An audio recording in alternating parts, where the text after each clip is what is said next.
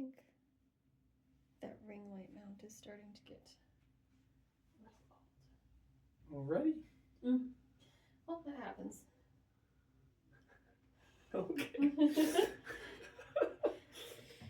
Well, I have had it for quite a while, like 3 years or something.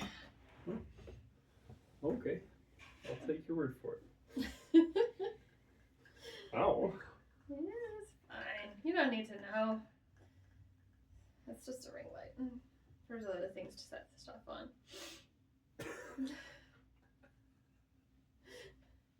Mountains. Well, Chickens.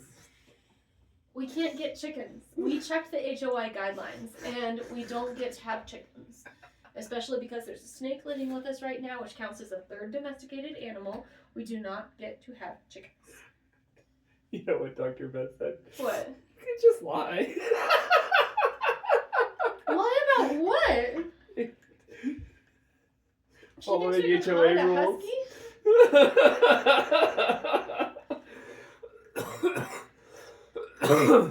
That does not sound like an awfully therapeutic thing for a resident psychologist to say. My goodness. I was shocked. Yeah. I can't blame her for that one, though. I like that. It's just... No, she's right. The HOA is the problem. The not, HOA not is the the lying. problem. HOAs are a problem, just like in general. 100%. Yeah. That whole wrong side of the tracks mentality and the racism that went into that, and the redlining and the et cetera, et cetera, et cetera, et cetera. No, it's super racist. So racist. I feel like if the HOA were going to get involved in things, though, they would probably come down on us harder than those people who have had the discarded easy chair on their lawn for the past 2 weeks. Just because chickens can be a little bit louder than discarded easy chairs. I don't know, man. I don't know either. Several years before we moved in, the HOA guidelines, because I went back through the historic ones, of course, on our subdivision, because that's one of the things that is just really valuable for my time, is to go back and reread full HOA guidelines and draft. I didn't even read the one I read. I had AI do it. You're not supposed to say things about AI tasks. It's so controversial. But anyways, several years before we moved into the subdivision, you weren't even allowed to park cars on streets or in driveways for more than a set period of time.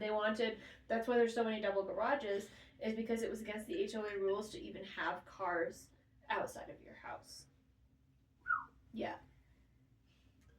It's crazy. Yeah. That's so... Bougie. What's the word?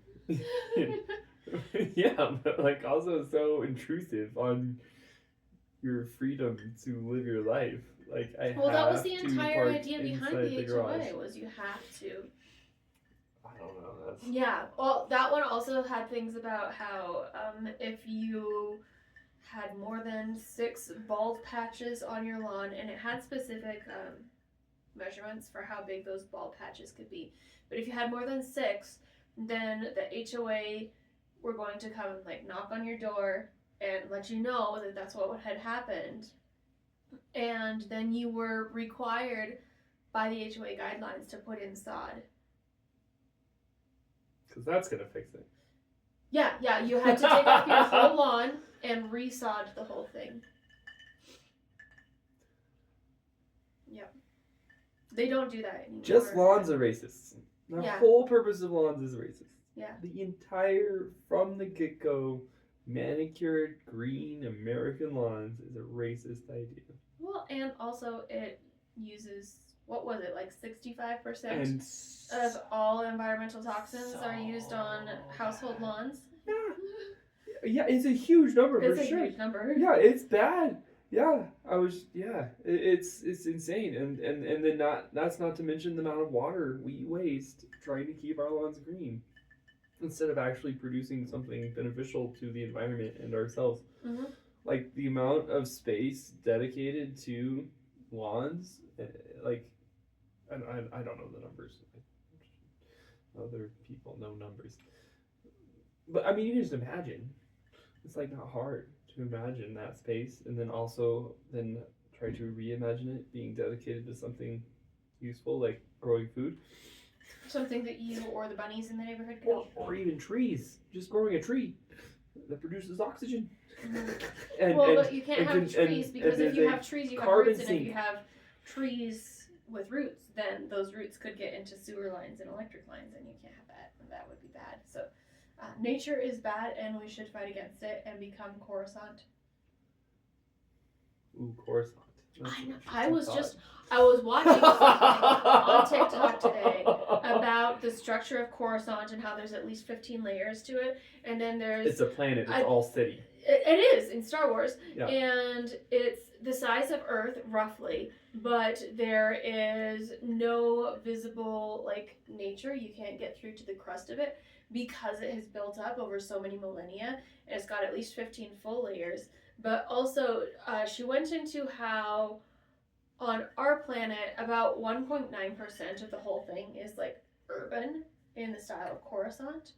Yep. Which makes such a huge difference, it's just crazy to think about that many more people on a planet this size to where you would have to have 15 layers to hold all of them, and we only use 2% of the entire surface area of the world, and we're already so caustic to the environment. Right, it's not sustainable. Adding that much to it, it's just not capable at all, which is why we had to build the entire Star Wars system so that every planet would have a specific function and a specific export just to keep Coruscant running, because there's no way I wonder how that would work. You couldn't even have oxygen though. Exactly. There's no way to have oxygen. It's not. They have to import it.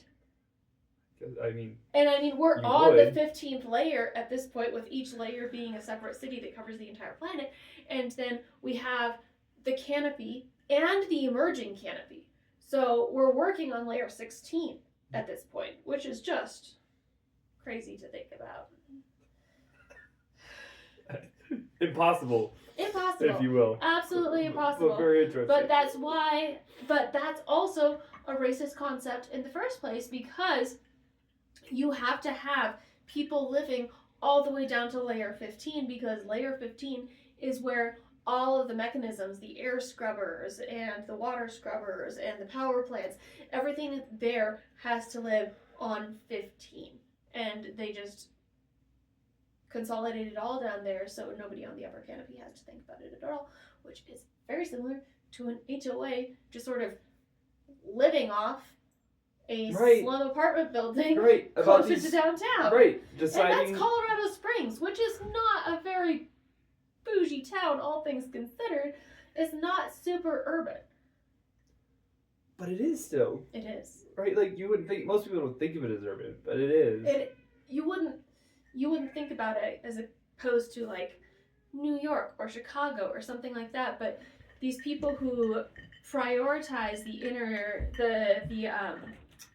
the downtown areas and think that those are the best place to be, that sort of thing, are not taking into account any of the infrastructure that goes towards supporting a lifestyle like that. The HOA does not take into account what has to go into supporting an HOA lifestyle. People who have to build those garages and where you have to get the sod and the infrastructure it takes to actually make those things in the first place. None of that comes into consideration. You just have to be privileged enough to not need to think about the infrastructure on level 15. For sure. Or level 1. I don't know how we're counting. I don't either. I see. I'm going to have to look into it further. I'm going to have to read some Coruscant HOA guidelines. I'm sure they exist. I'm sure they do. Everything exists these days. Oh my goodness. I had 3 different Klingon dictionaries when I was in high school, and I only got 15 minutes worth of internet time a day. Everything exists on the internet. I'm not neurodivergent. I don't know what you're Kapla. Well, and people say that it would take 37 years just to read the terms and conditions to everything that you've already agreed to, if you have spent 20 years on the internet agreeing to terms and conditions, just like what people do in an average day. Right. But nobody tells you what reading speed that's based on, and that's based on a reading speed of like 200 words a minute. If you get to 800 to 900 words a minute, you can decrease that time exponentially. It's insane. And then if you realize that most of those are copy pasted from other terms and conditions, and you just have to scan through for differentials, easy. I read terms and conditions. Not all of them. I do lie sometimes. But I always feel super guilty about it. No. Doesn't stop you though. Just don't let my lawyer know. I'm lying, I don't have a lawyer.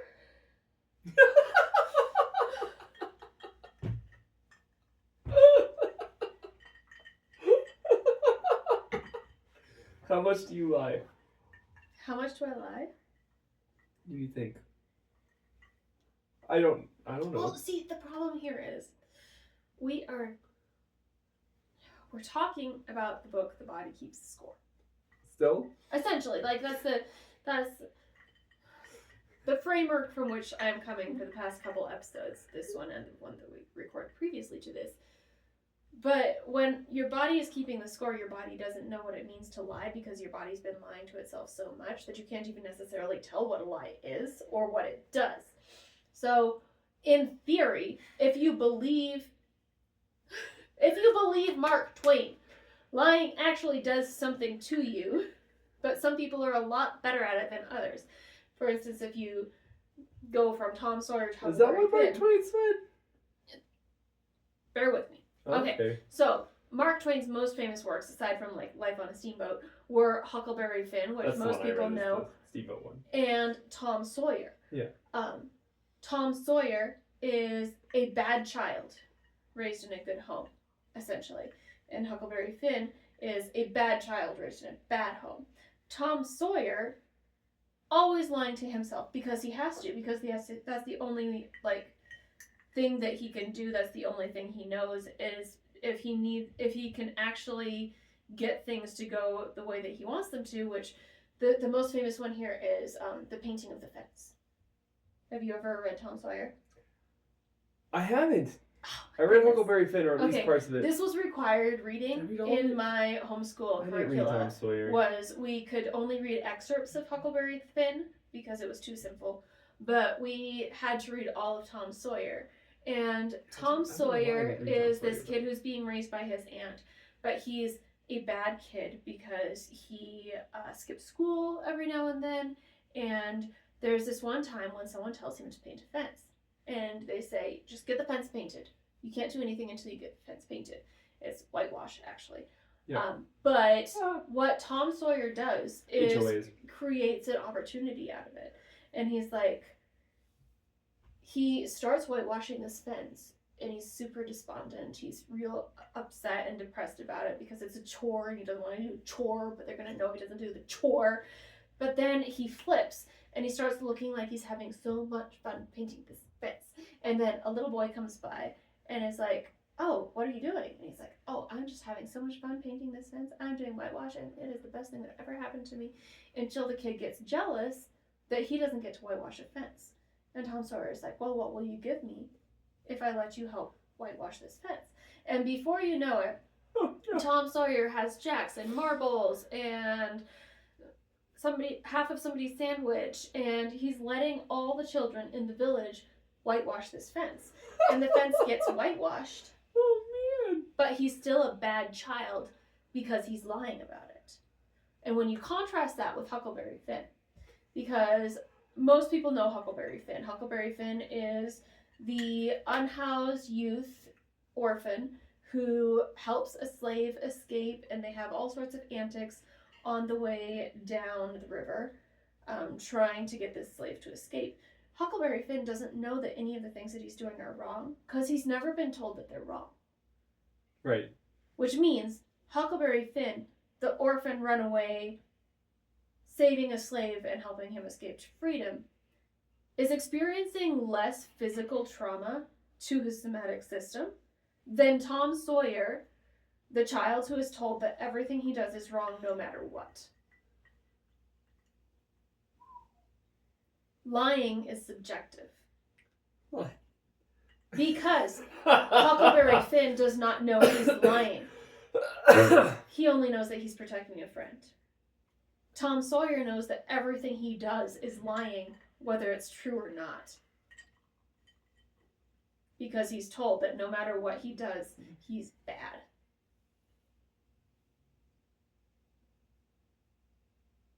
Huckleberry Finn isn't told he's bad? No. Sorry, I'm trying to understand. No, because he doesn't have an HOA auntie to tell him that what he's doing is bad. He just has to take it from subtle social cues that he finds at different places.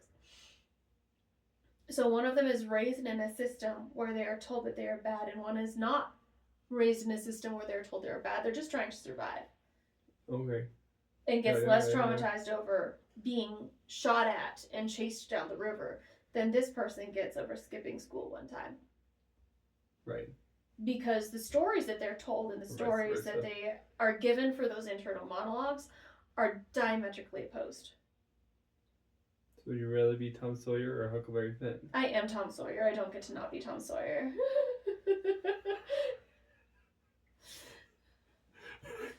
So the answer is I lie a lot? Is that the answer? Yes. Yes, I do. But isn't that... I do lie a lot. It's confusing though, because isn't there supposed to be more guilt associated with that? There is. So why do you lie more if there's more guilt? That's very confusing. Okay, so here's the difference. I lie a lot, but I also lie a lot less.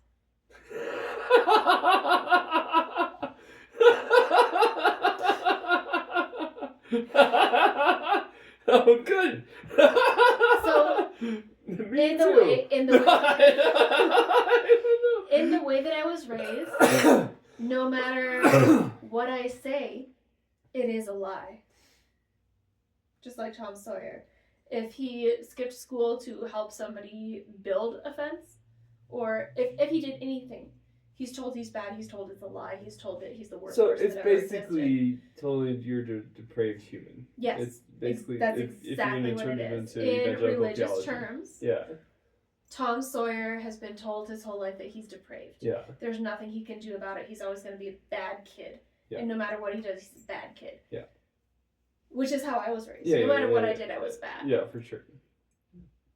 I was the best behaved child you've ever met in your whole life, okay? I actually was. Anybody who was raised with me could say I was insufferably wonderful. Me too. Terrible. Just horribly, insufferably wonderful. Goody two shoes. Goody We were two both shoes goody two shoes. to a fault. But that means that In no different matter ways, what I feel do, like, I'm depraved and everything I do sucks and everything I do is a lie. So I'm lying constantly. But also I am lying constantly. Because I'm in a service-based healthcare industry. Which means I'm either lying to you that you're sick or lying to you that you're well. In a way.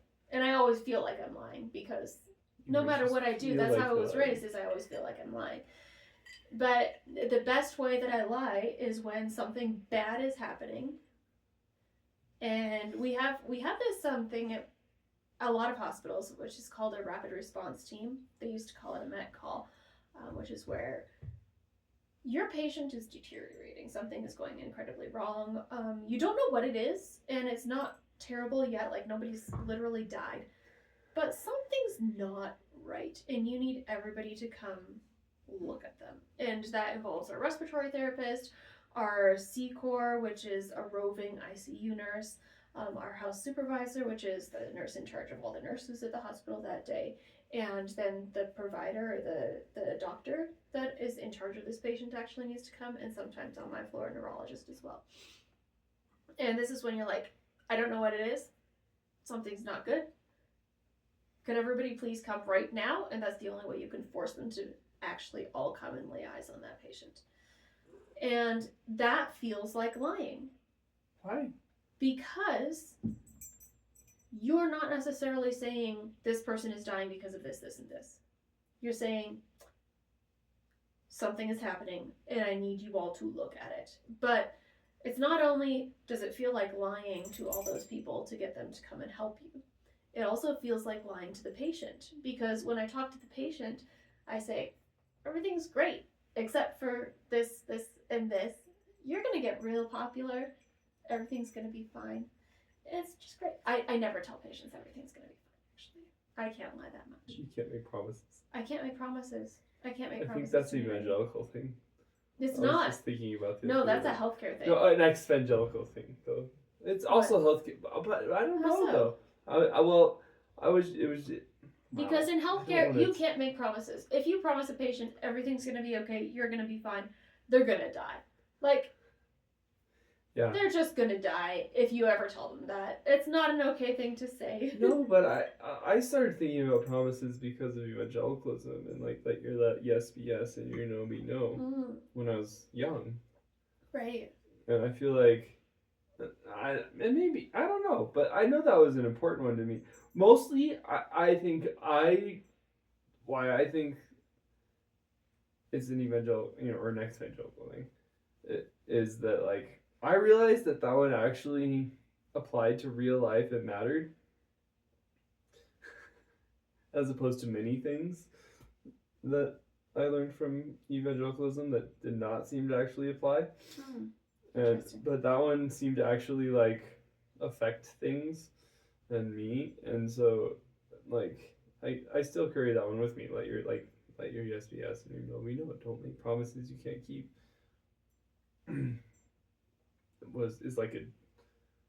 Apparently it seemed like I don't even remember like being super active about it, but I think just because it was logical and made sense and affected real things, it stuck with me.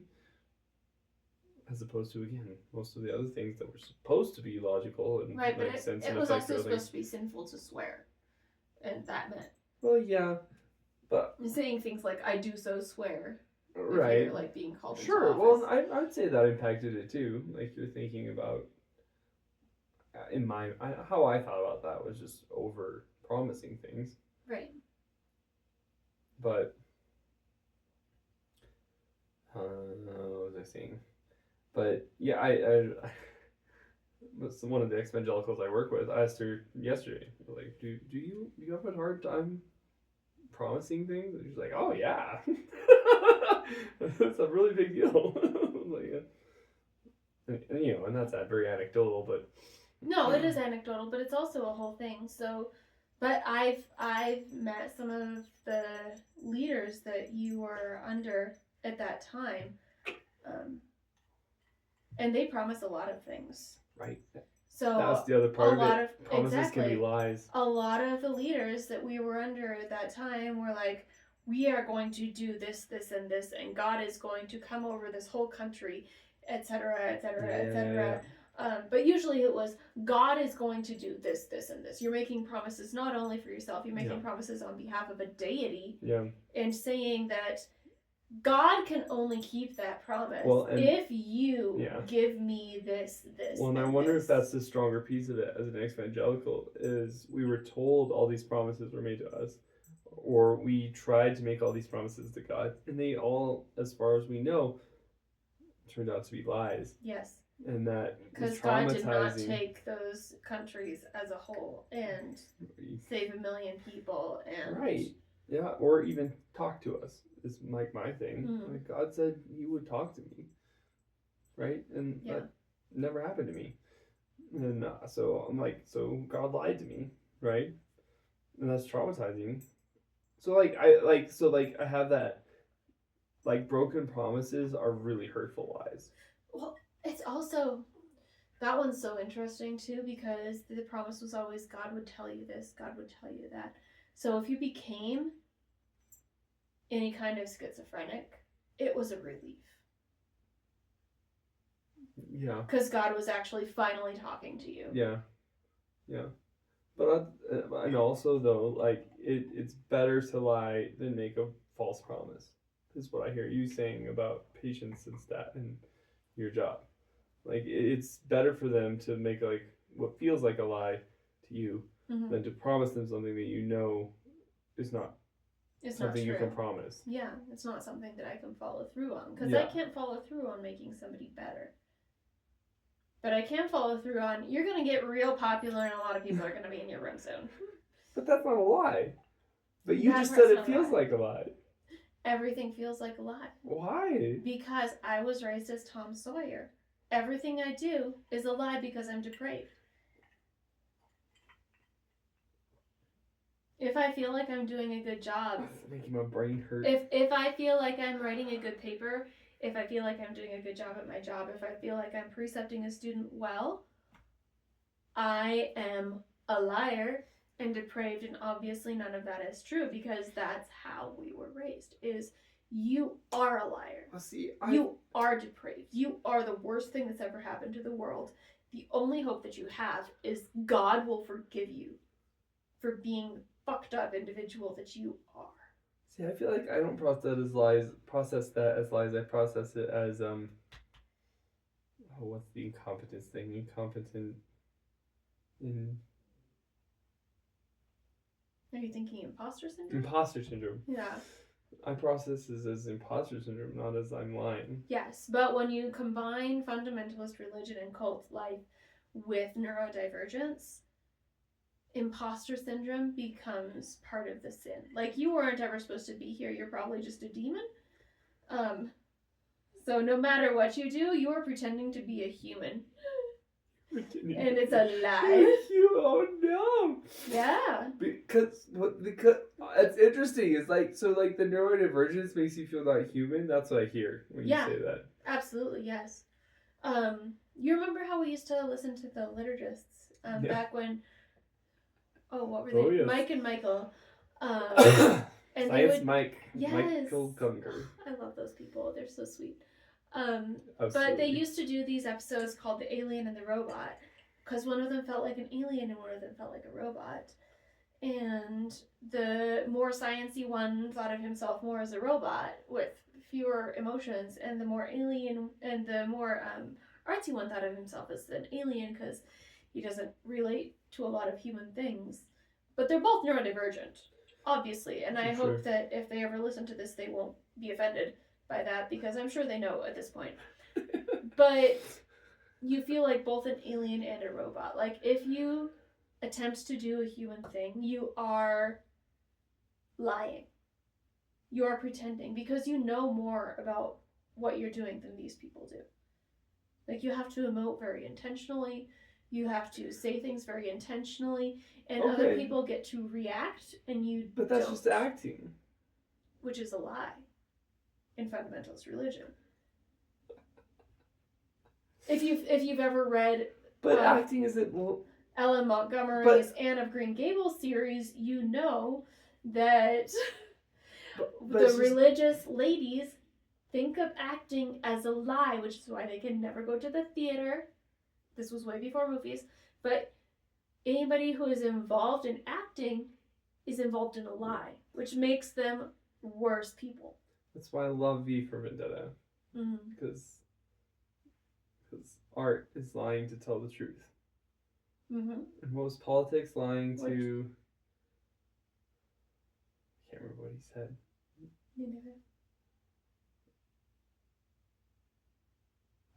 Shoot. But the potent one is that art is lying to tell the truth. So do you feel like you've experienced the ability to see lying? Because like that's what I see when you talk about your patient and telling them you're going to be real popular in a second.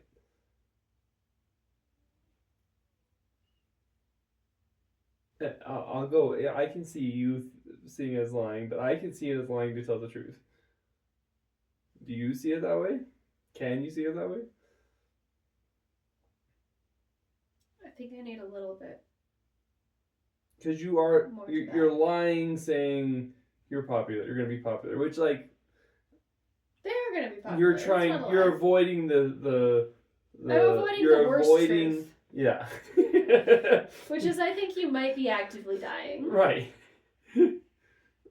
But you're telling the truth. There's going to be lots of people coming in here. Mm-hmm. And you need to be ready for that. And that's the truth that they need to prepare for as a human in that moment. Yeah. And maybe it's not as potent of lying to tell the truth as you could pull off in a full play or a book or something. Right? But it's still the same idea. You're trying to get them to avoid panicking about what's happening in their life right now. Right. So you're kind of lying and not talking about that, right? You're not talking about you have cancer, or you have a tumor in your brain and it's making everybody think you're going to die, right? You could say that, but it's not going to help, right? So you kind of tiptoe around that, and you tell them the truth. Though there's a lot, you're going to get real popular. Lots of people are going to show up, and they're going to try and figure out what this tumor thing is and if they can fix it. But you're not saying that, right? You're acting a part about them being popular. You're popular, right? People want to be popular. You're telling them something they want to hear instead of something they don't want to hear. Yeah. Lying to tell the truth. It's still true. They're gonna be popular. Yes, but here's the thing. Here's the Tom Sawyer versus Huckleberry Finn thing.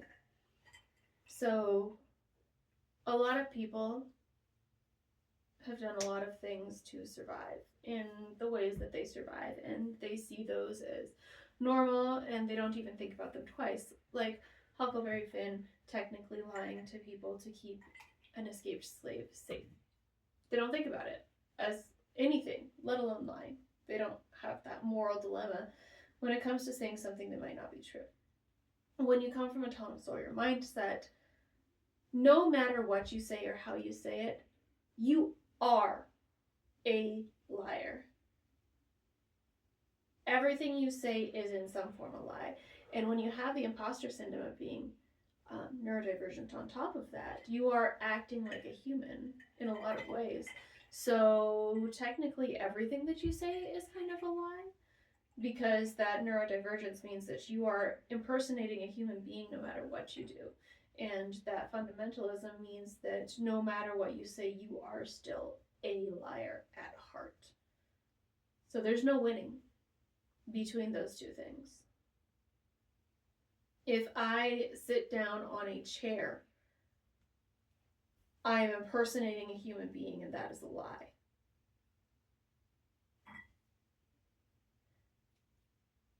Yeah. It's hard. So yes, I do feel like I lie a lot, but I also feel like every time I think about breathing, like when that override takes over and you're thinking about breathing, instead of just breathing naturally. Like if I do a breathing exercise, I feel like I'm lying because I'm pretending I'm a human being, and I'm obviously not holy enough to be a human being because I am utterly foul because of my religious upbringing. But that's trauma, and there's no way around it? I mean, it sounds like there's no way around it from the way you're stating it. It feels like there's no way around it lots of times, yeah. Because in that fundamentalist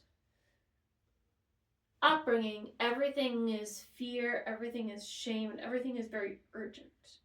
Everything is a right now. Like, if I fail at breathing in for 3 seconds in this exercise, I am failing at being human and failing at being capable of or worthy of love, or all of the things. And no matter what you do, there's fear, shame, and urgency, because you're not thinking about what happened to you before, you're just re-experiencing that trauma. Which trauma?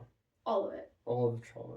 Because that's the thing about trauma is always now, to paraphrase the book which we were talking about, which is The Body Keeps the Score.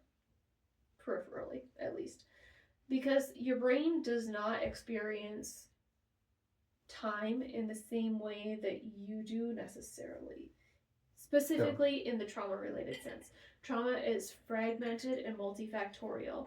So while you can think about time and experience time, like I was born at this time and this happened now and I moved then and I got a bike here, the trauma does not go in the same place. So if you've ever seen Disney's Inside Out, which I know you have, all of those memories are little round glass balls. And if you are experiencing trauma, just imagine every now and then a ball spits out that's black. And Black. a black, yeah. That's good. They should do that. They should. But a So trauma ball is black. You can't necessarily see it unless you look at it really hard with a way brighter light than you're used to. It doesn't work on a normal projector. But sometimes it spits out 15 black balls in a row, and sometimes it gives you a break of 7 balls, and then the next one is black, and sometimes there's 57 balls, and then the 58th one is black. But all of those ones technically go together as part of your trauma. Yeah. But you can't see them unless you look hard at them, and you can't look hard at them unless you're willing to be re-traumatized by them. Right. Because you're going to have to witness that all over again. So a normal memory has a beginning, a middle, and an end. And a trauma memory does not. Which is why a lot of people that we know don't have memories of even entire years of their life. Yeah. You'll talk to them about a shared experience, and they'll say, I don't know what you're talking about. I've never heard of that. And you have a memory of that experience with them that has a beginning and a middle and an end in what you learned from it. And they have a black ball in the place where that memory should be. Right. It doesn't come to them. So and a lot of that is because of what we understand is going to happen to us, like the fear of hell. So sometimes when you're experiencing something, the fear of hell is overriding your entire experience of that. So when you're fearing hell and trying to do something, that memory will come out as a black ball instead of as a memory. No. It sounded kind of like she was. But you're not feeling a memory being formed, you're feeling a trauma happening in your brain. And so a lot of triggers don't feel like a memory happening. They feel like a trauma happening to you in real time. So a certain worship song, if it happened at a bad point in your life, when you hear that song, you are not hearing a song, you are feeling something bad happen in your body, essentially.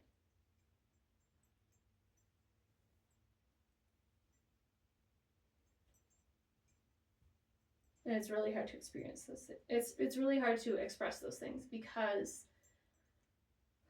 you have a lot of different systems to your brain, but the coding centers for language are not necessarily always active when you are making trauma in the brain because it's overriding.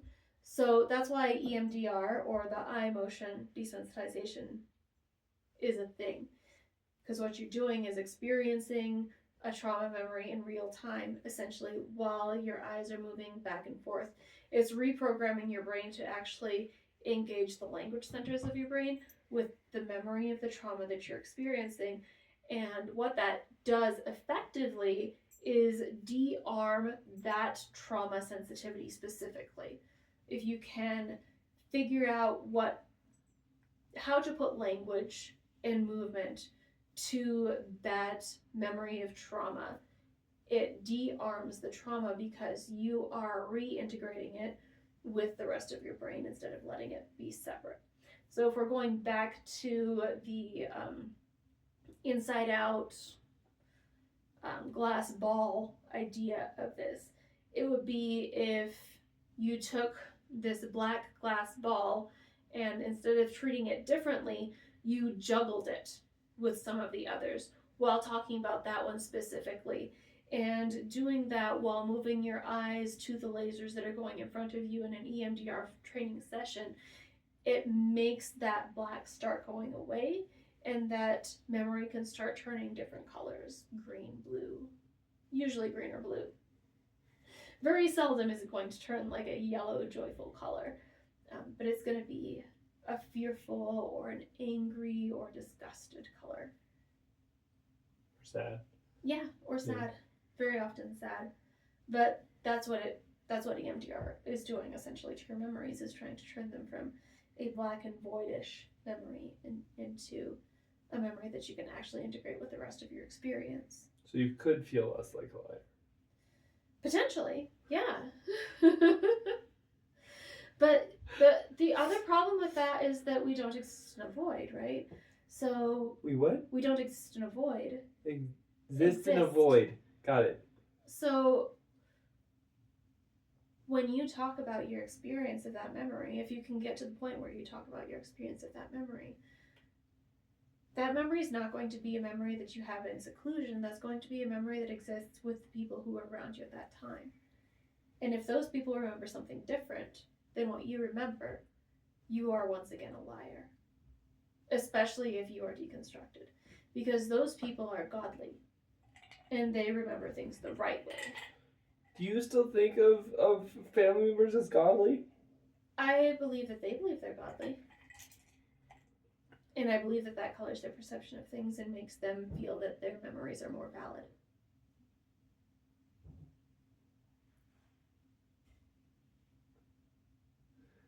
So? Said the liar. Sorry, I skipped the said the liar part. I just feel like I had to say that. So if you were a Tom Sawyer, where everything that you do is a lie no matter what, and you're talking to somebody who, no matter what they say, is right no matter what, because when you go back and talk to family members when you're deconstructed and they're still in religion, what they say is more right than what you say. What? No matter what. No, because that's how you were raised. Like, in their view, you've decided they're wrong. The thing. You've literally decided they're wrong. Yeah. But that doesn't matter, because they've already decided that you're wrong. So there's no common ground. No common ground. There's no common ground whatsoever. And if so who's lying? It's harder as the deconstructed party to go back in and be like, hey, I remember this thing, and this is how I remembered it. And you're already coming in with the filters of, I have imposter syndrome, and I forgot about this because it was so traumatic in the first place. And when you go back to that, and your family member says, oh no, that's not how it was at all. And they've already conditioned you to know that you are the liar. So no matter what you say, they are more right. And no matter what you think, they're more holy. It's very difficult to go back into those things and be like, hey, so I remember this person touched me in this way at this time, and that was like really bad for me. And they will, no matter what you say, be like, oh, that's not what happened at all. And obviously you wouldn't know that because you've always been the liar. So of course you remember it differently. Because you were always the liar. And you can't say anything different because now you are the heretic. You are the shunned one. No matter what you say, you're always less right. And you're coming back into it already having the imposter syndrome of being neurodivergent. And no matter what you say, they can say, you just didn't understand it. Yeah. You just didn't know. You just didn't understand. You just saw it so differently because you were such a liar. And that makes things very different.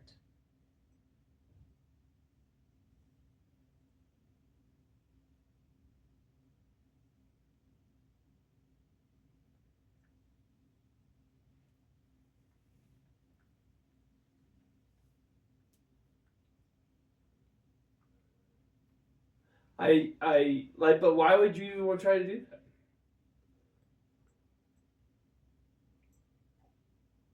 And I try to do what? Like, to tell people about what happened? Yeah, well, the people caught up in that.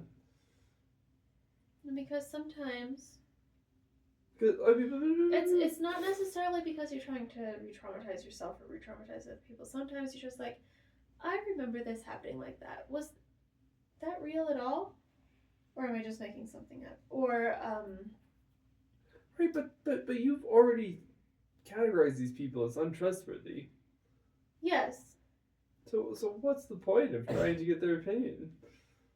Because you've been raised to think that that's the opinion that matters. Okay, I guess I don't know where we're at in this process. No, that makes sense.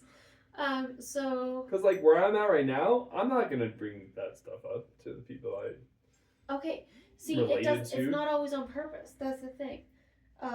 We've gone to family reunions in the past few years and been like, oh, hey, this really silly thing. Do you remember that? And the other person is like, that never happened. I don't remember that. Or in the case of, I hate to bring this up for privacy reasons, but your sister doesn't remember years of her life when we talk to her. Yeah. And that's part of it. Because you're like trying to figure out, oh, something fun. Like, Right, oh, when did we do this? When did we do that? She wasn't like trying to call and me a then liar. they don't remember. But, right. But she wasn't like saying you're lying. She's just like, I don't remember. Yeah. But she doesn't remember. Well, yeah. This is part of the problem. Right. And then either she's lying to herself or you're lying to yourself. If you think that you're the liar, then you were lying to yourself and that entire experience never happened. If she's lying to herself and you remember it, that's potentially even more problematic because some trauma has happened there that somebody is not knowing what happened. Right. So when you go back to the people that you were in that life with and you say, this and this happened, and they say, you're lying. Either you lied to yourself or they're lying to themselves. And you can't necessarily know because memories, especially trauma memories, are fragmented. And where did they go and why did they go there? And you don't necessarily know.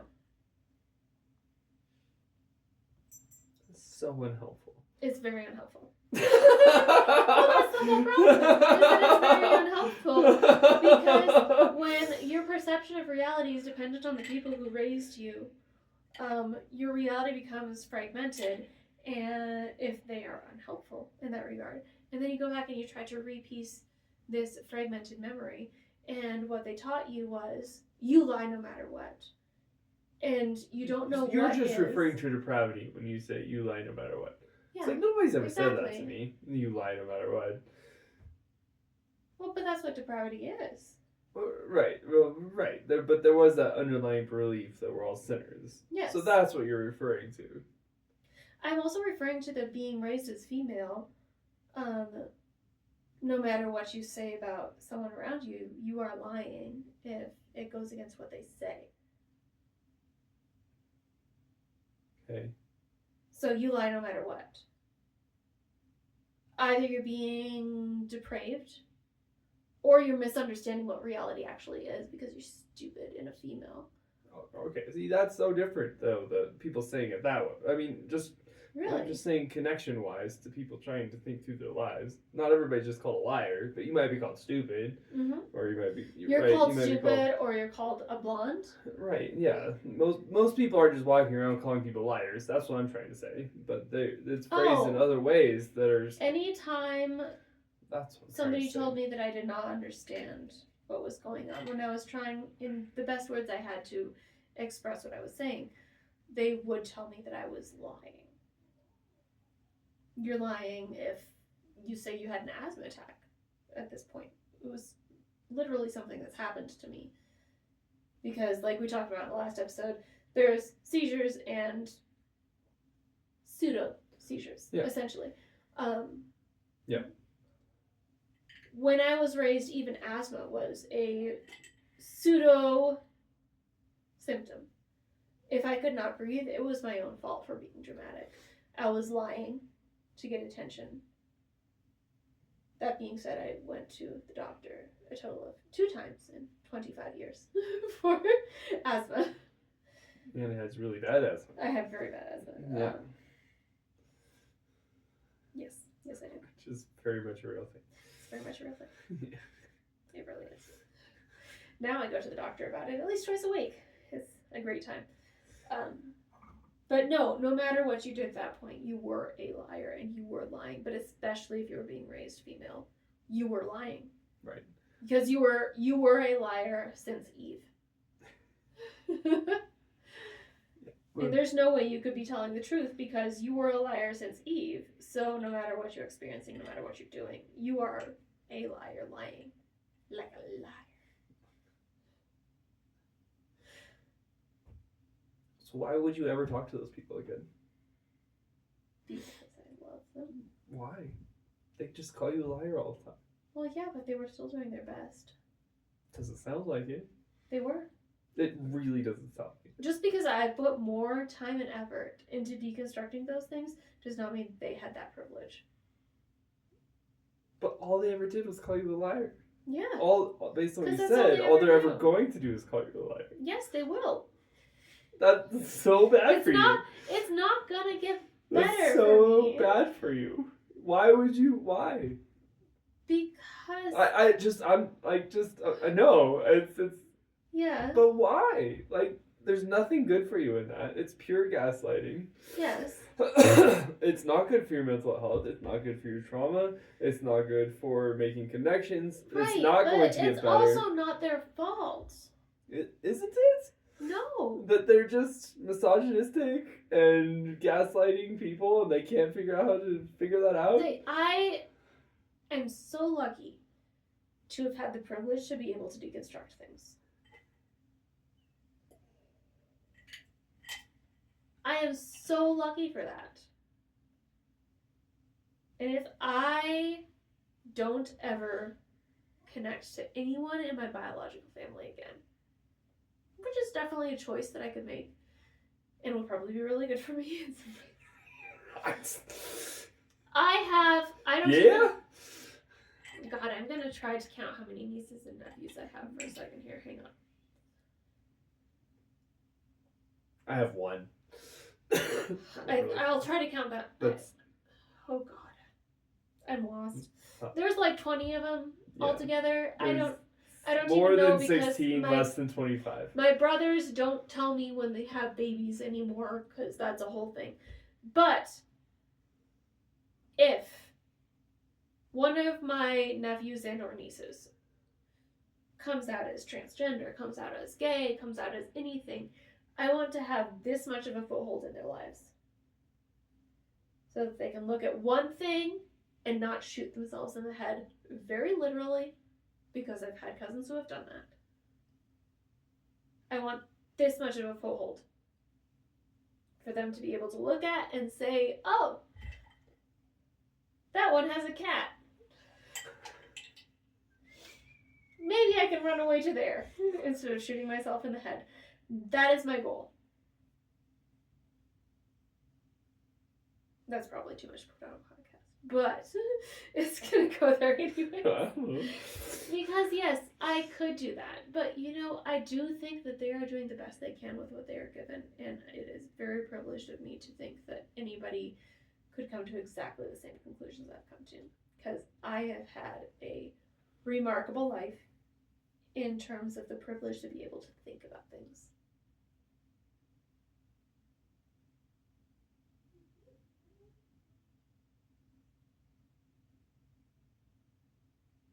But do you ever get to deal with your own trauma? Sometimes. That's what therapy and podcasts are for. No, I have to deal with my own trauma every day. Like, that's part of every day. Yeah. Just the not screaming at people when they say they went to church is part of dealing with my own trauma.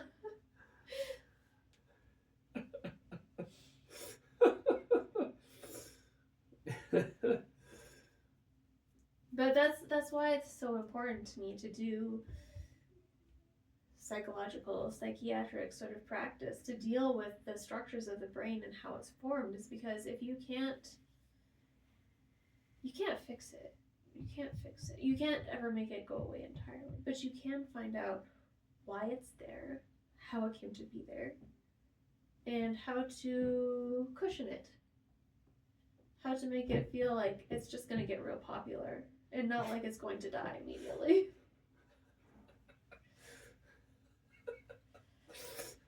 Mental health. Lie to yourself. Not what we're supposed to be teaching, Tess. Oh my God. Well, it is great like that, though, I think. Like, people think so many things are black and white that are just not. And mental health is, like, I think, a huge thing. Like, so much of me working with students is trying so hard to get them to embrace a little bit of gray when everything they do is black and white. Right. Because it pisses them off, it makes them mad, they think they can't do anything because everything they do is this really black and white, yes or no, right or wrong, right? And I spend so much time trying to get them to just live for a little bit or a minute or a second in more of a gray area where it's not escalating to them to try and think about life. Right. Well, and that's a lot of what the deconstruction community thinks about families of origin is just don't. Just no contact immediately. Oh, for sure. Nothing they do is worthwhile. Assholes. Everything about them is bad. Like, why would you even do? But I don't think that about my biological family. I think they're amazing people doing the best with what they can do, and I very much disagree and think that very many things have gone wrong. Many things have gone wrong. But that doesn't mean I'm willing to just cut them off entirely, because I do believe that the things that they have done because they thought they were a good idea. Yeah, well, for sure. They thought that it was okay. They thought everything was fine, and they have tried to think it through. I very much think that they are doing the best they can in the situation that they find themselves in. But the situation that they find themselves in is so traumatic. Yeah. Because I've gotten out of that, and I'm very privileged to have done so. Yeah. I think I agree. While at the same time leaving space for that may not always be the case. Absolutely. Right. And I think that's kind of where I've arrived, is that, like, I agree with you. Like, I know, and it's similar with my family. There's lots of decisions that we're sincere about and doing their best about. Oh, for sure. But at the same time, I think for my boundaries, I have to be thoughtful about, like, just because they've been sincere in the past doesn't require them to be sincere in the future. That's true. And so to be safe for myself, I need to consider the fact that it could change, or they could do things for different reasons moving forward, especially given how tense things are.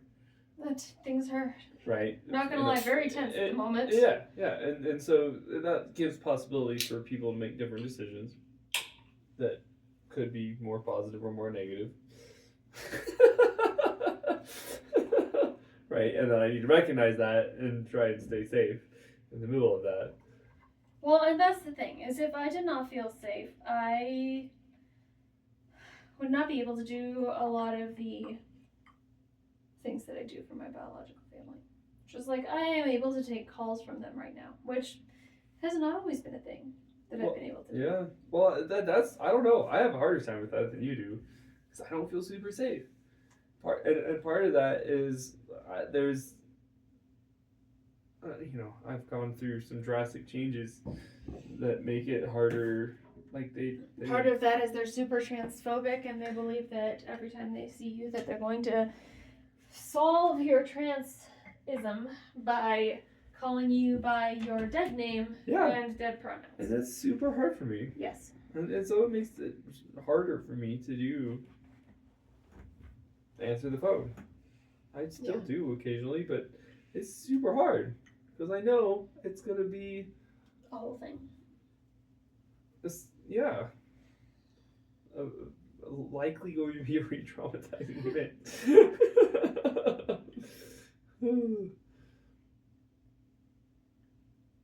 and one that, from my observation, isn't changing anytime soon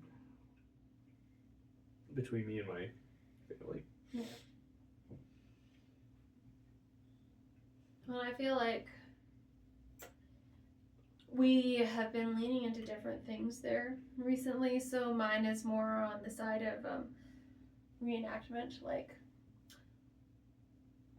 and when you read the book, you'll understand more of this, but reenactment is just like going back to those old patterns. You know what hurt you, and you know what to expect from it, and you can go back to it, and it's predictable, and just that predictability, even if it's technically a re-traumatizing predictability, gives you a little bit of safety in your soul. Just because you know what trauma is going to come, you can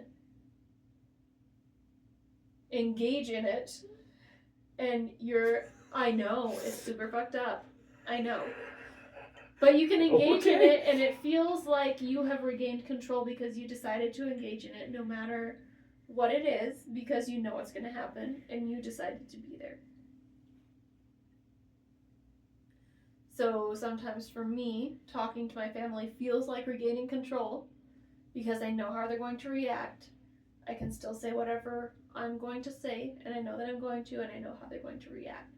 And that gives a little bit of safety to your sympathetic nervous system, just knowing what's going to happen. Does not give safety to my sympathetic nervous system. It does not. Maybe that works for some people. I am not one of those people. Oh. But I think that comes from my trauma of dealing with health issues in my family. Mm-hmm. And I always knew what was going to happen. Yep. And it always happened the same way. And it was still bad. Terrible. Yep. And it was, I still didn't have control. And so, like, that does not work for me.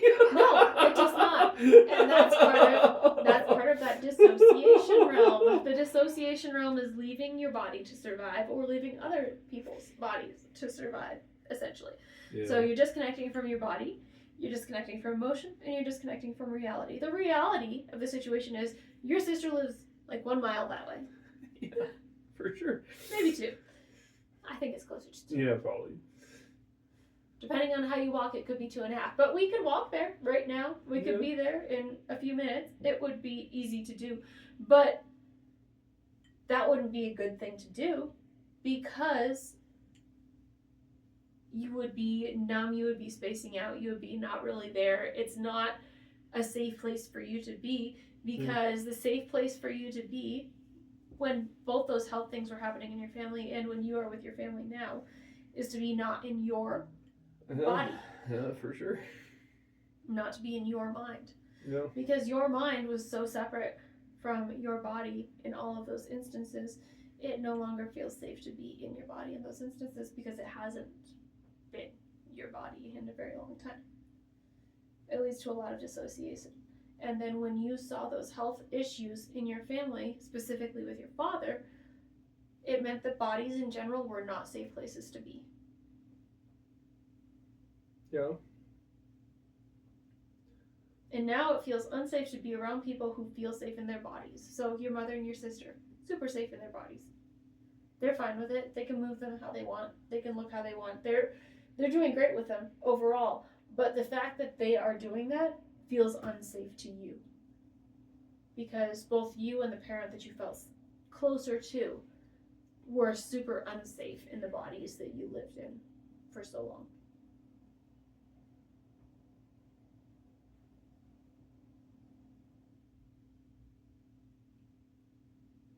No, I hadn't thought of it that way. No. But I suppose so.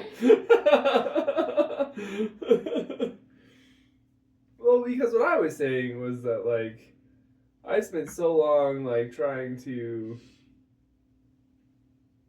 just not trying to, but at a heightened state of trying to make everything safe and okay. Yeah. With these people. Yeah. Like, just... Because you were the person who made things safe and okay. When I was around and could, yeah. Yeah. And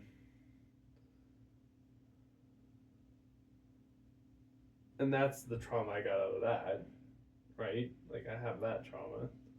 And you're right, though. Like, I have similar trauma of not... like, now, like, it's hard to... Like, they see me probably in a lot of the same ways that they saw my dad. Yeah. As a body that's unsafe. Yeah. And not to be trusted. Right. And I can't fix that one. No. Like, there's nothing I can do to make you go away or make it feel better for them. I mean, us outside of lying to myself. I'm going to tell the children to please stop hitting the walls. Why are they hitting the walls? I don't know. That is odd. but I can't make that situation safe for me, which my trauma says I have to, based on previous experience. Right, because it's your job to make things safe. Yeah. Well, I mean, it's literally, but... Yeah. But it has been in my family for a long time. But yours is the fear and shame. Like, if something's not safe, you've been relied on to be the safe thing. So it's your fault. It's your fault it's not safe.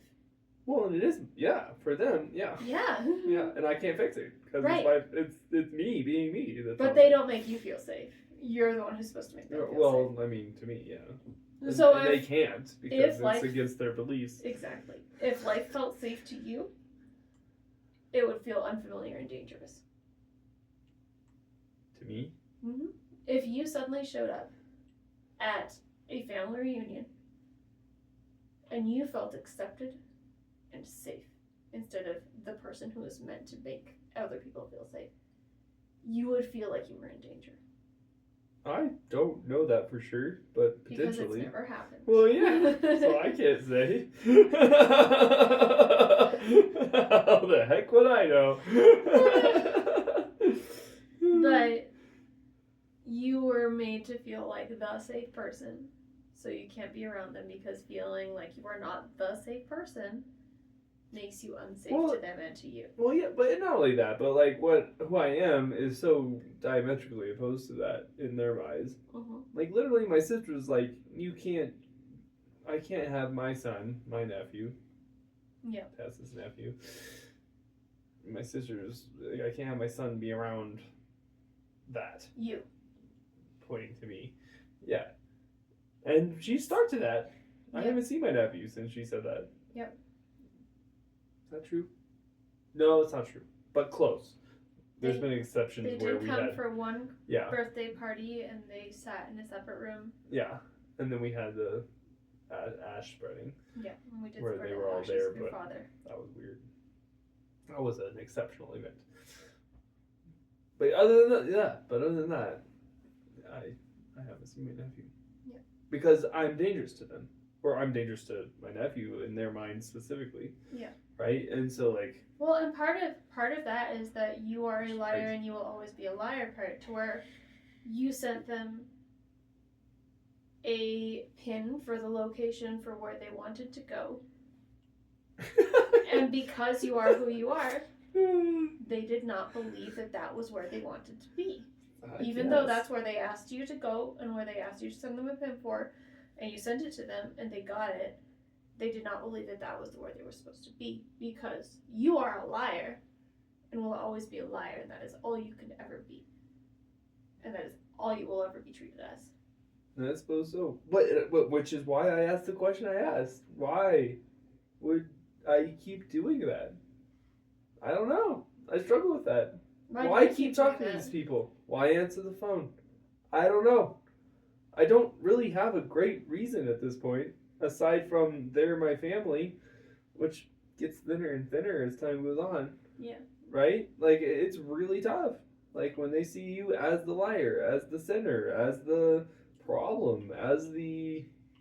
Like, it's like infected, right? Yeah. Team last for us. It's like they see me as full of fungus, and if they touch me, they're going to catch it.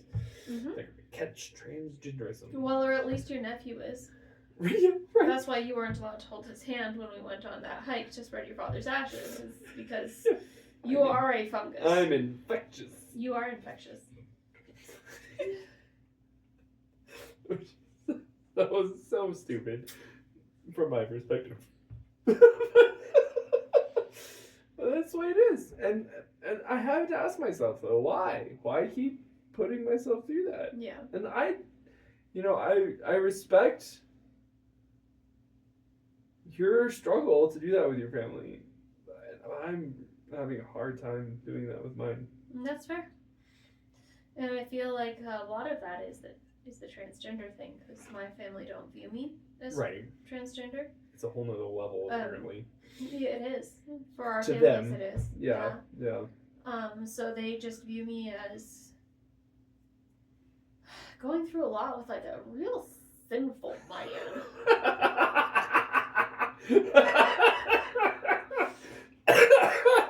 And they just really hope that I'm getting up super early to pray. And then you're gonna realize that it was always God's will for you to have like a big throbbing cock.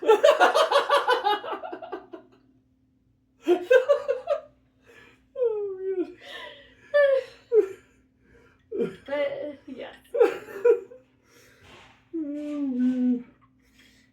That like the transgender experience is so misunderstood. It really is. Like people just think like it's this really tempting thing to just suddenly decide you're a different gender and want to get gender reassignment surgeries. That's like, right, because it doesn't take a 4-year wait list. Yes. Like there's nothing tempting To get any sort of about surgery gender whatsoever. reassignment surgery. You know, if It's only terrible. If only people had to wait 4 years to get boob jobs. If only. Yeah, well, I don't know. It seems like they do at this point in history, but I'm still working on that. I'm very tempted to get breast forms due to it might take about 4 years to get breast augmentation surgery. You know, I talked to somebody who got into a liposurgeon within 2 weeks. What? Well, we're going to talk about this later. Mm-hmm. Well, people clearly do it, so I mean, it's. Yeah. But I don't know. Yeah. I don't know. Like you're trans, it's going to take 4 years. Yeah, if you're trans, it takes 4 years to get surgery. I don't know. I haven't figured it out yet. No, it's a lot. But here's the thing, though. The point is, it's hard. The point is, it is hard. The other point is, you can't just erase trauma. Like, if No, it I for sure. decided to suddenly not speak to my family, that would be another trauma. Yeah. The losing of your entire biological family suddenly is a trauma. Or adoptees would not be traumatized. Yeah. Like, that's a whole thing. You can't just erase your family of origin.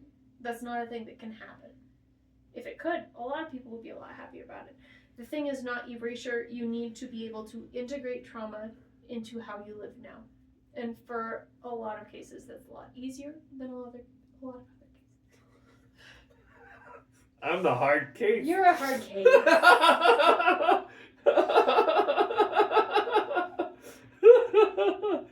But we cannot erase the families we came from.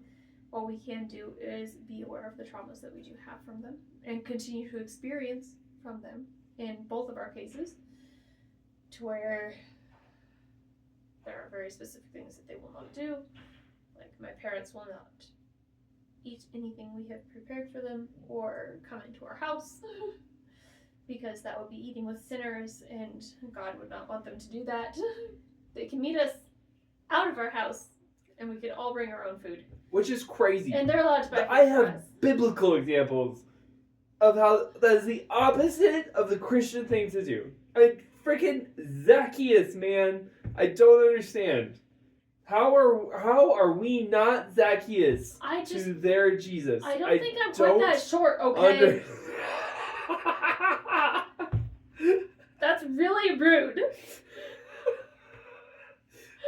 Jesus literally went into Zacchaeus' house, which is the whole point of the story. Sorry, it pisses me. Your parents refused multiple times to come into our house. Because we're sinners. Well, Zacchaeus wasn't transgender test, so how dare you?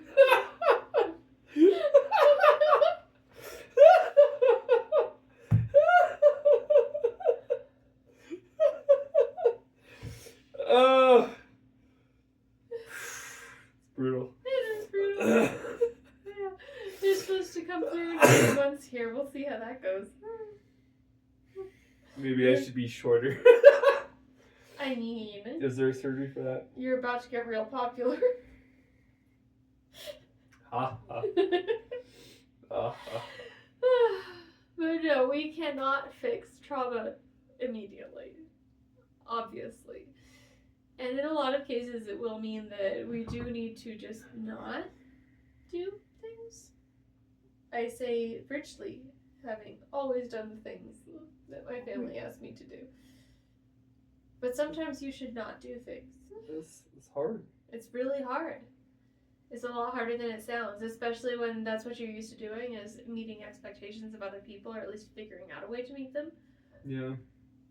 So, like, last time my parents came through and refused in so many ways to come to our house. It was very specific. The last few times they've come through, actually, they've refused to come to our house. Yeah.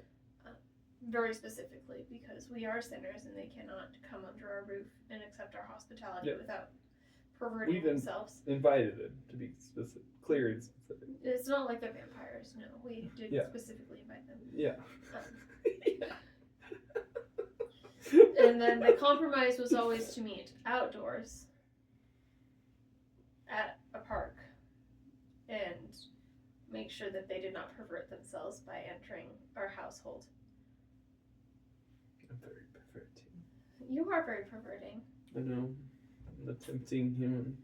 You're a very tempting human. It's a problem. Oh, goodness. But we can't always necessarily just fix things by meeting outside of somebody's houses. You have to actually be able to get out of that trauma mindset in some way and activate your parasympathetic instead of your sympathetic nervous system. You can't just think your way out of it. It does not work that way. So you have to be able to notice things and name them without becoming overwhelmed by them immediately. Harder than it sounds, but it is. That sounds super hard. What are you talking about? It's an integration skill that we talk about in the psychiatric and psychological world, where you have to be able to notice these things, realize them, without re-becoming them. So the idea is to know that this is happening without being re-traumatized by it. So recognize that this traumatizing thing is happening by my parents not coming into our house. Recognize that is... I know. It puts a lot of emphasis on being the bigger person. Well, I'm largely the bigger person. That's just because you're tall. That doesn't mean you're being emotionally bigger. Goodness, yes. You have to recognize that this potentially traumatic thing is happening. You have to realize that is what is happening. And then you have to, we call this noticing without becoming. Okay? It's like the opposite of being transgender. God. I'm sorry. Keep going. There's such a problem. This is why my parents won't come to our house. I know.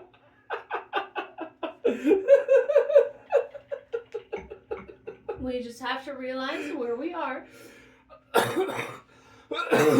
You don't need to relax into it. You don't need to change anything about what it is. You just need to be where you are and notice that you are here. Notice that you're here. That's all you gotta do. And then something that we do in yoga a lot is bring attention to the body. And that's a very good grounding skill that we teach in yoga. But when you're doing this exercise, you don't have to be aware of your whole body, because being aware of your whole body can be a whole problem.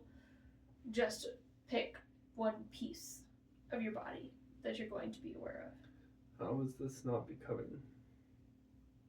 You are not becoming the trauma and a part of the traumatizing event.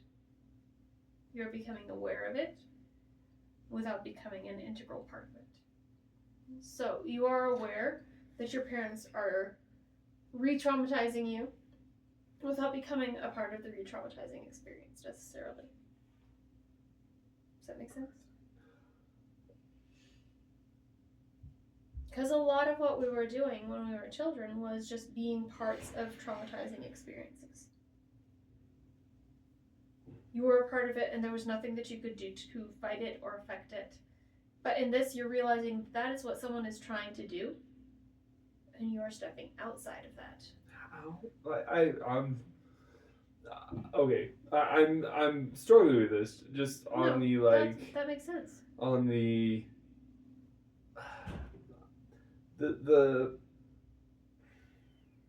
improv acting class, part of my brain is saying that if I'm present in a situation, I'm part of it.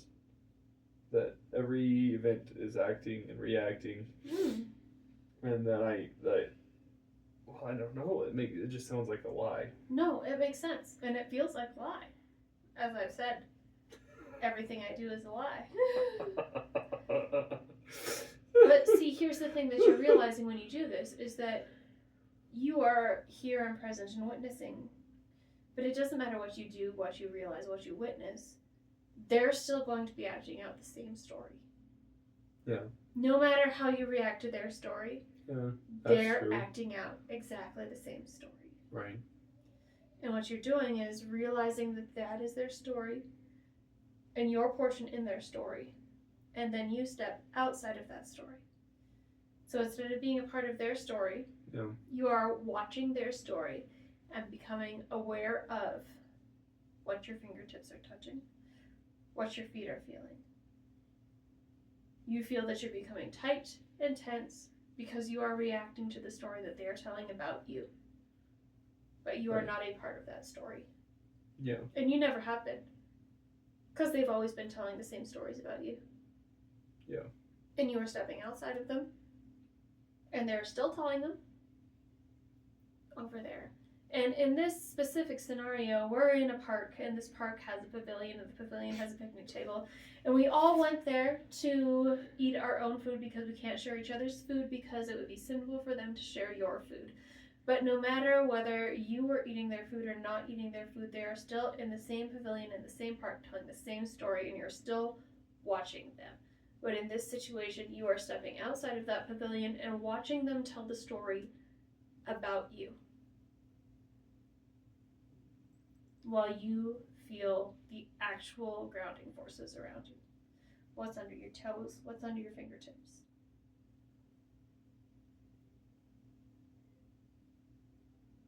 Yes, it's harder than it sounds. Yeah. But I also feel like I do that all the time. Mm-hmm. Because you dissociate all the time. So why would you keep doing that? I have to come back to the same freaking question. No. It's Why okay. keep doing that? You don't have to. That's exhausting. You don't have to. The only difference in this grounding exercise is that you've actually chosen to go there. And you've chosen to be a part of it and watch it. Yeah. And be less affected than it than you usually would be. It says instead of an actor, instead of part of the scenario, you are watching the scenario and you have stepped outside to give more perspective on what the scenario is saying about you, despite you. Because this scenario is going to play out no matter what you do. You can be in it or you can be out of it. It doesn't matter what you do. They're still going to be doing the same thing. Yeah. And what they told you was you have to immerse yourself. Or you're sinful. Or you're lying. If you don't immerse yourself, you're sinful and lying. Yeah. But when you realize that you can step outside of this and they're still going to be telling each other exactly the same stories, it makes a huge difference.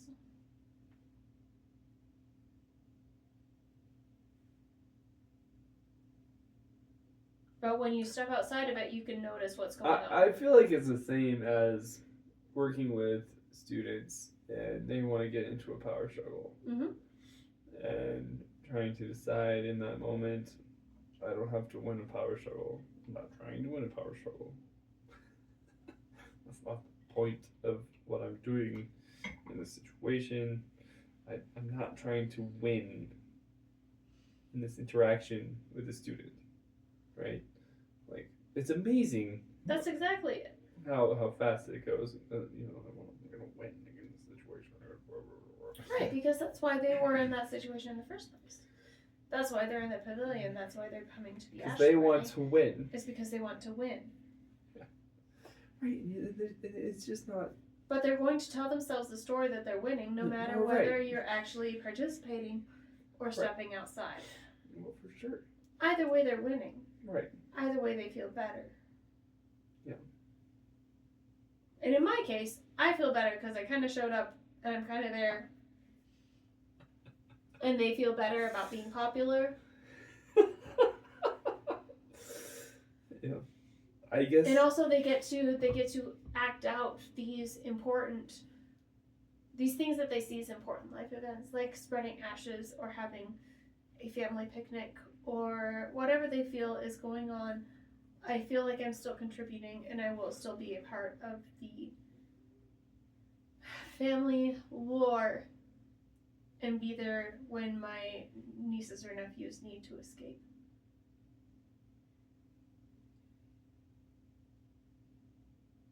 Because if I denied the family dinner, or if I denied going to the pavilion to have a picnic with them in the first place, then I just will not be a part of the conversation when these nieces and nephews who have no idea I exist in the first place are going to be there. But when they have their family dinner at Easter, they're going to say, oh, I saw her at this time and this is what we did. Then they'll know that there is one person outside of this. One person who doesn't live on the compound. Yeah. That's my whole goal. I wouldn't say that was the goal if I thought that anybody from my family would ever listen to this, but they won't. Yeah. If you're from my family, please like and subscribe.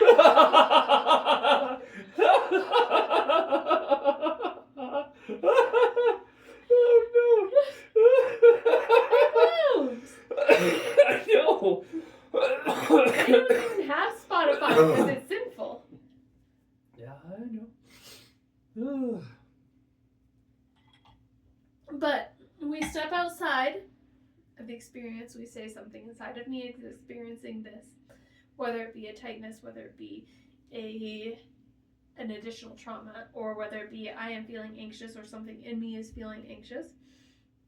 And we notice that we are experiencing this, but as opposed to earlier in our lives, we do not have to become this. We do not have to become the Tom Sawyer. We do not have to be the thing anymore. And you can find the steady thing that will keep you outside of the trauma and from being re-traumatized and focus on that thing instead. You're stepping outside of the pavilion. You're realizing that this is a story that's going to play out with or without you. And you're realizing that you were not a person, you were a part of their story. And that you can step outside of that. And you do not have to define yourself by what part of your story, what part of their story you were playing at that point in time. Yeah. Well, and so much of my life has nothing to do with the pavilion or any of the things happening there. Mm-hmm. And I don't and that's kind of my perspective at this point is like, you're stepping in and I have my own life. I don't really care about the pavilion. Mm-hmm. It's a beach you could choose to go to. 99.99999% of the time. Exactly.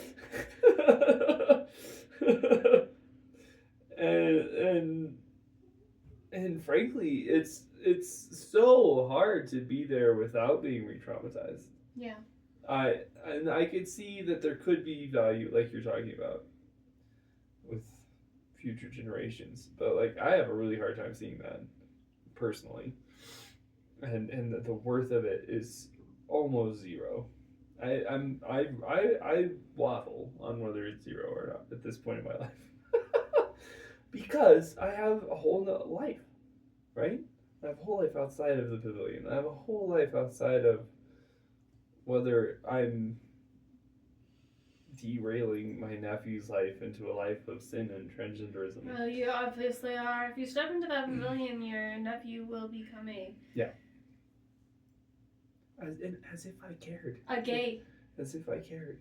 They might be a gay. If my nephew was gay or straight or trans or any of the above. Yeah, it's been 2.5 years since you whatever watched that person nephew. wants to do, I don't care. It's their life, right? Like, it's so crazy that they think that I care or that my choices are going to change this person's whole life. Well, and that's the only reason I want to be even like a passing note in my nephews and nieces' lives, is that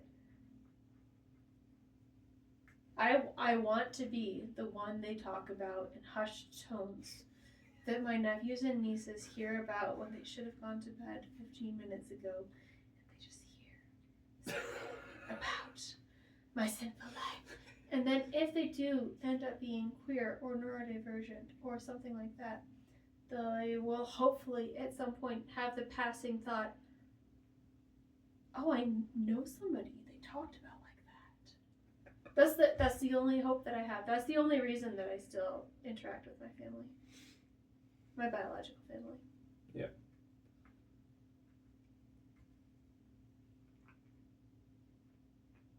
And I don't even know if that's worth it personally, but I don't. Like, there's lots of people they can know exist that are like us, but there are, but we're not the only ones. But it's when I was in fundamentalist religion, they talked about some of my aunties and uncles, and they would be like, "And I think she might be gay or a lesbian," or they'd be like, but and like, they got in my mind, divorced. We full on came out to those people. Right? Like, we told them straight up what we are. They don't have to guess. We did. But also, there's nobody saying they might be this. We know they're this because they said it. Well, yeah. But also, my aunties and uncles might have done that to my parents and their brothers and sisters. And, like, I just never heard about it because, like, they were protecting me. Yeah. I'm just saying that's going to keep going because no matter what you do, that's all I'm saying. It is going to keep going. I don't know if that affects anything, but I'm just saying they're going to keep talking about us like that because we jumped way off the tracks and it's epic, and they're going to know it's epic for a long time, no matter what we do from here on out. Hashtag goals. That's right. Accomplished goals. We fucking did it, man.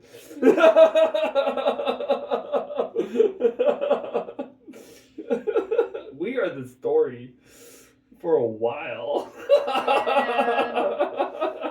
There's no chance they're not talking about that shit for a while.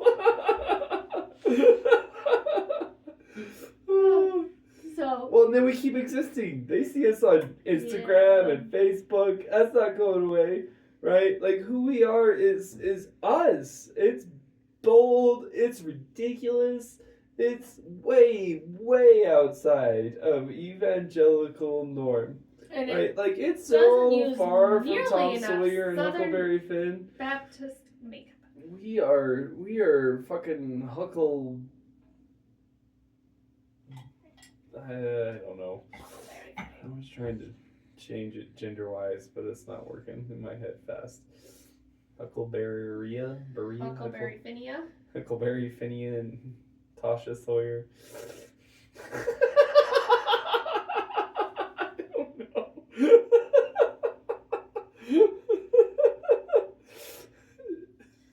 Well, you do have to understand that was a time where women didn't exist. Yes, so. That's what I'm saying. Like, we've gone from that to us, which is dramatic. People don't forget that shit.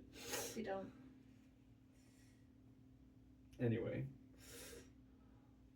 I got very vocal. You're allowed to be vocal. That's being dramatic. I'm just saying we're memorable.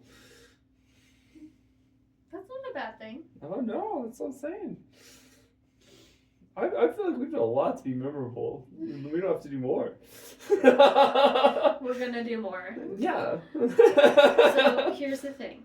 You're gonna find yourself in some of those situations, whether they're with anybody's family or not anybody's family, and you're gonna feel those things bubbling up. Like, oh, fuck, I'm getting re-traumatized. Again, this really sucks. And what you need to do is not just relax into it, because you can't. No, for sure. It's not something you can relax into. You don't have to relax, you just have to arrive. Just come into yourself and realize, oh, fuck, that is what is happening here. They're being homophobic, they're being transphobic, they're being assholes, they're being stupid. They are trying deliberately to get me to react in a way that they want me to react, so I will feel bad and they will feel justified. Yeah. All you have to do is recognize that. Yeah. And then feel what is underneath you. I'm still a person here. They do not get to take my personhood. They do not get to say that I don't exist in this moment, because I am right here with them. And they're trying to fight that, but that is them. And then we are going to let our awareness rest in the fact that we know what they're doing. They may or may not know what they're doing, but we know what they're doing, and we know that we are still here. And then we are going to feel potentially physical symptoms and potentially emotions, because our sympathetic and parasympathetic nervous systems are going to fight each other a lot, and our sympathetic nervous system is going to say that we need to hyperventilate, that our pulse needs to go up, that we need to fight to be recognized, that we need to fight for them to realize that we're here, that they need to realize that we're humans, and our parasympathetic nervous system is going to fight against that and say, it's okay, we're fine, nothing needs to happen, everything's okay, they didn't mean it, it's fine. All of that's going to be happening, but you don't need to recognize any of that necessarily. After you see it happen, step back from that and look at where it is happening in your body. Your breath is going faster, your heart rate might be going faster, that temporal mandibular joint right here in the jaw might be going wild, you might be starting to develop a migraine. All of those are things that are going to be happening that we can't necessarily stop, but we can realize that they are happening, and that helps integrate that sympathetic nervous system, which is panicking, and the parasympathetic nervous system, which is trying to say that everything is okay. The important part is you don't need to be part of that experience. It's okay to recognize that experience without letting it become a re-traumatizing event. You can look around the room, you can find a different object, you can walk away if you're in that pavilion, and then you can back out of the pavilion and recognize what is happening.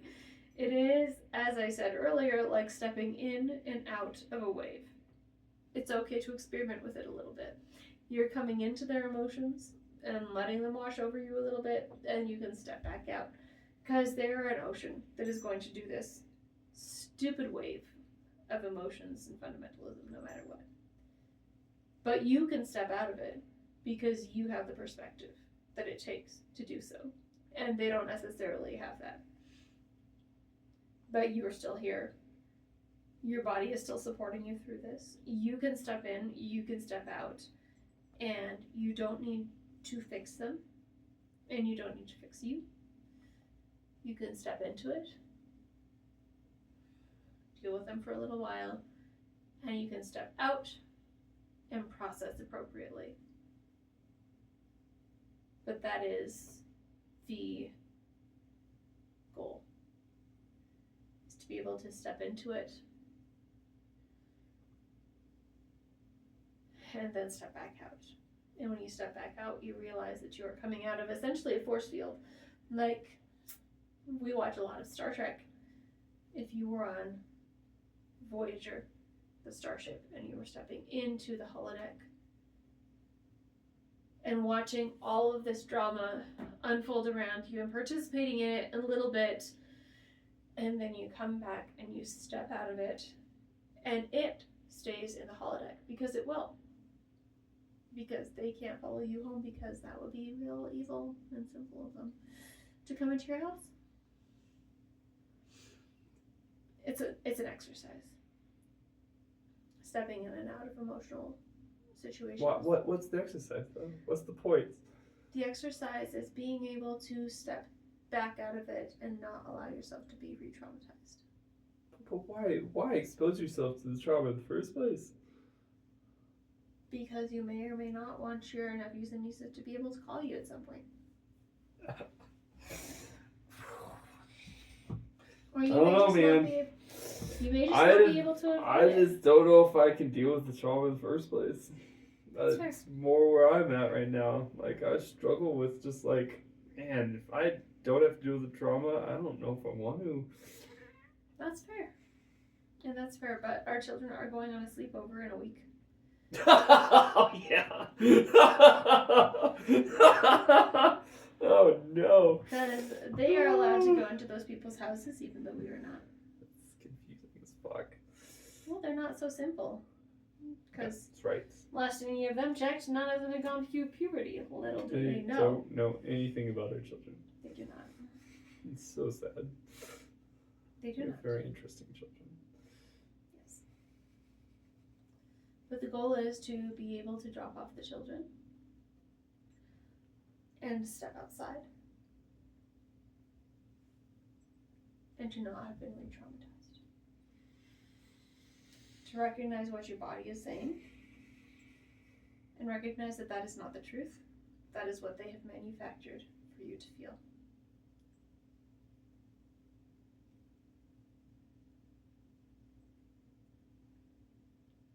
I don't think I'm good at this. You're not. I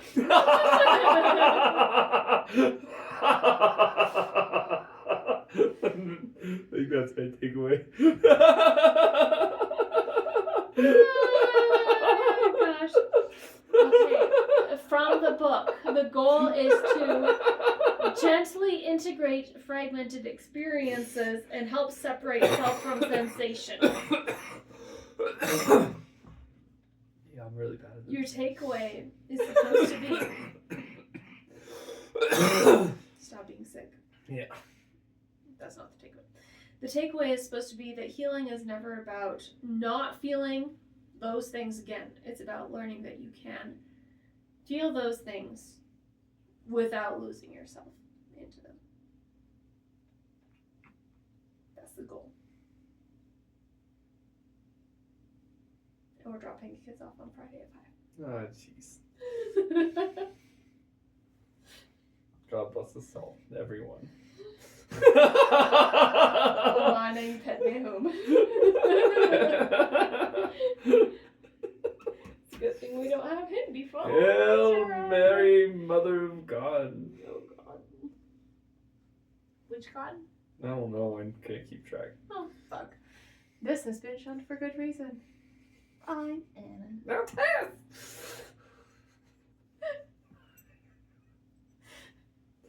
I'll figure out my voice one of these days. It's fine.